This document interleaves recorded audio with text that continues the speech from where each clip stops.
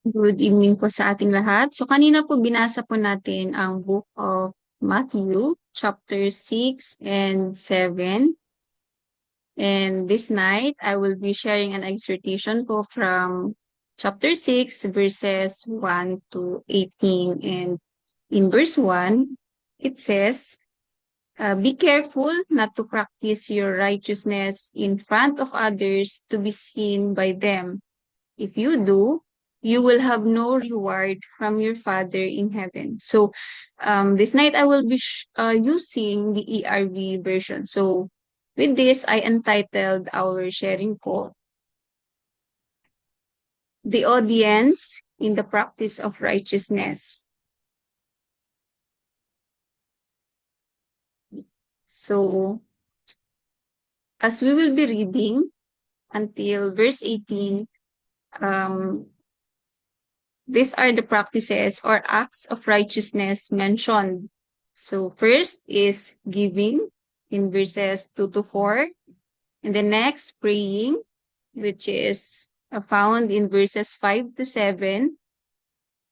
And then fasting, which is also found in verses 16 to 18. So as a brief background, this passage took place when Jesus was teaching his disciples concerning the matters and the way of living concerning the kingdom or the kingdom of God. So tonight, as we study and read, it is my prayer also that we will learn something which is applicable and practicable also in our time. So we continue. So number one act is on giving. So in verse 2, it says, when you give to those who are poor, don't announce that you are giving. Don't be like the hypocrites. When they are in the synagogues and on the streets, they blow trumpets before they give, so that people will see them. They want everyone to praise them. The truth is, so this was the practice during these days of Jesus, that when people give, especially the religious people, they do the giving um, and let other people see it so that everyone will praise them. But here Jesus was saying and teaching this truth. And it says, the truth is, and he says, the truth is that all the reward they will get. So when you give to the poor, don't let anyone know what you are doing. Your giving should be done in private. Your Father can see what is done in private and he will reward you. So again, we take note of these words highlighted, that in these verses, Jesus was teaching that when we give, or when we give, it should not be announced for us to be noticed by other people or get praise from them, but our giving should be done in private, and what is done in private is seen by the Father, and He gives reward for it. Next, um, next act mentioned here is praying. In verse 5, Jesus said, when you pray, don't be like the hypocrites. They love to stand in the synagogues and on the street corners and pray loudly. So he again used this illustration wherein people in these days, the religious people, pray, and they pray in public, they pray loudly, um, in order for them to be seen. But in verse 6, he said, but when you pray, so this is the way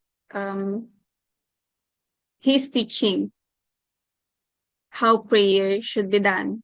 So he said, but when you pray, you should go into your room and close the door, then pray to your Father. He is there in that private place. He can see what is done in private and he will reward you. So again, I highlighted some words and these are the things we should be paying attention also in these verses. And then next up mentioned is fasting. Verse 16 says, when you fast, so again, this is the Lord Jesus Christ teaching how fasting should be done. When you fast, don't make yourselves look sad like the hypocrites. They put a look of suffering on their faces so that people will see they are fasting. So it means he was saying, don't do just like how it is done. Because the truth is, that's all the reward they will get. Verse 17, so when you fast, so this is how fasting should be done. Wash your face and make yourself look nice. And then 18, then no one will know you are fasting except your Father who is with you, even in private. He can see what is done in private and he will reward you. So again, the point here is he was teaching that when fasting is done, it should not be done so it would be noticed by other people, but fasting should be done in a manner that is not obvious to the public or to other people, but is to be seen only by our Father who is even in private. So next. So in these three acts of righteousness mentioned earlier, whether when we give, when we pray, when we fast, we have two classification of audience. And first, the public. So in our case, the public could mean our friends, our family, our colleagues, churchmates even, and other people. So we have acts of righteousness that are seen by the public. But also we have another audience, which is the unseen. So just like the previous passages we just read, there is an unseen audience mentioned. So he is the one who is capable to access and see what we do in private. So this falls under our private accounts.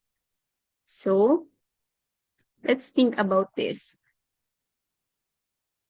If we are to look at and check our public accounts, how does it look like?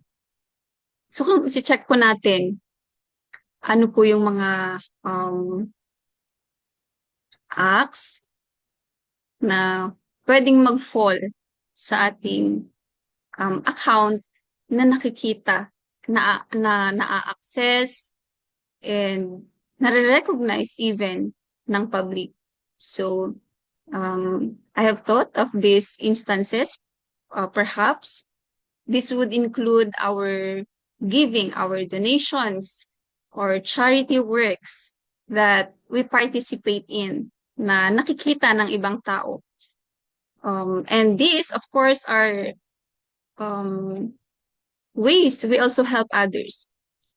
Also, sometimes I could also think about the gifts we give for other people or the gift um, na binibigay natin sa ibang tao for our families, for our exchange gifts na we put careful thought when we are choosing because we consider that we want the receiving person to be pleased when we give these gifts. So also when we give speeches or messages which are heard by other people, perhaps our posts and even performances in school or in work which are also evaluated by other people.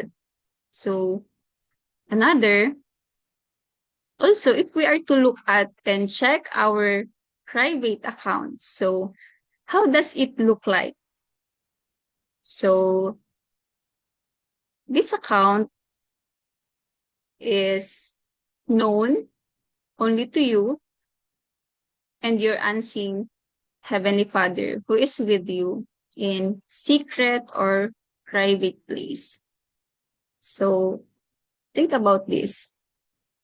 Kung i-check at titignan naman po natin ang ating account na which is only seen or only known by our Father, ano po kayang possible na pwede nating makita dito?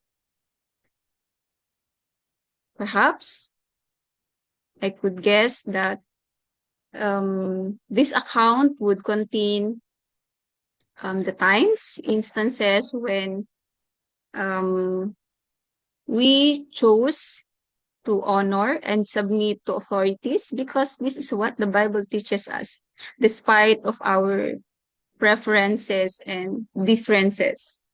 So also possibly this account would contain the time when we chose to release forgiveness to people who have hurt us despite them not asking for apology or um, not showing remorse of what they did. Or also, pwede siguro we can also see acts of sacrificial giving when the time that we are moved to give, even of the things na kailangan din po natin, but we choose to give because we see that other people needed it more than us. And what else po? Ano po kayong pwede pa nating makita kung titignan at check po natin ang ating mga private account? So, pwede rin po na um, pwede nating makita yung mga time that we interceded for other people, even those who do not know us personally and will never know that we were praying and we prayed for them, possibly. And also, when we seek guidance of the Lord, when we have decision-making situations to do, instead of running to other people. Or maybe, pwede rin po siguro makita dito na yun yung mga times, the times when we choose to live a holy, we decided to live and stood for our belief, our convictions to live holy and righteous living despite of being tempted or being surrounded by people in this perverse generation. So, how about you? Ano po yung mga naiisip nyo when you think about your private accounts, the accounts that's only known to you and to our Father? So, to sum it up, this passage, the previous passage we just have read, teaches us of these things. So first, when we do acts of righteousness, whether in our giving, praying, fasting, and in other forms, we should do this not to be seen, praised, and honored by others or by the public, but we are exhorted to make or do it in private to be seen by the Father who is in private. So don't do for the praise of the public, do for the one in private. And second, the Lord Jesus also made mention about reward. So we can note from here that heavenly reward is given by the unseen audience of private account. On the other hand, earthly award is received for accounts done to be seen by the public. So I also remember Pastor Lumahan once said that the world awards, the Lord rewards. So whenever we do acts of righteousness to be seen by others, the reward is received in full. On the other hand, every act of righteousness done in private or in secret is seen and will be rewarded by the Father who is unseen and in the private place. So, I would like to end with these questions for our reflection. If we are to compare our two accounts, our public and our private, which one gets more entries? So, sino po kaya sa kanila ang mas marami ang entry? And another, which one gets an update? Sino po ang mas na-update sa mga account natin na to or alin sa kanilang mas na-update on a daily basis or weekly or maybe monthly?